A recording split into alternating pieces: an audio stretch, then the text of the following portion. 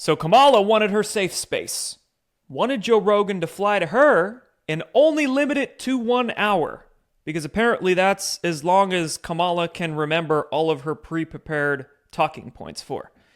But no, Joe Rogan's like, I've done all my podcasts the same way. You come to me, you sit in the studio, we talk for at least 2 hours. Usually his podcasts are 3. We're going to do it my way. Nevertheless, establishment shills. Where are we at here? Politico. Look at this disingenuous framing. Rogan says he rejected Harris campaign's interview conditions.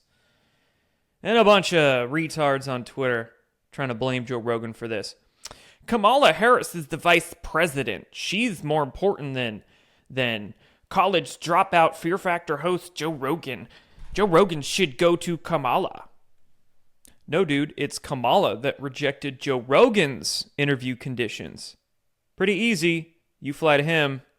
And why wouldn't you? Biggest podcast in the world. But she just wants her safe space. She's scared to have an unfiltered, uncut, 3-hour conversation. She can't even do that. She would just say she's from a middle-class family the whole time and cackle.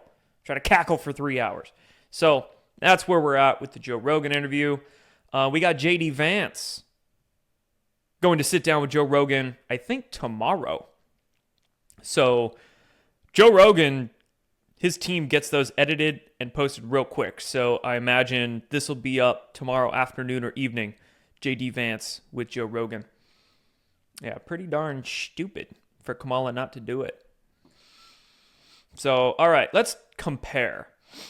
I wanted to see the ratios of likes to dislikes and all the metrics comparing Kamala's podcast she did yesterday with Shannon Sharp on Club Shay Shay and then the Joe Rogan Trump interview. So I found this website where you can plug in a URL to see the dislike count, because you can't see the dislike counts on YouTube videos anymore, but there's websites that can help you see them.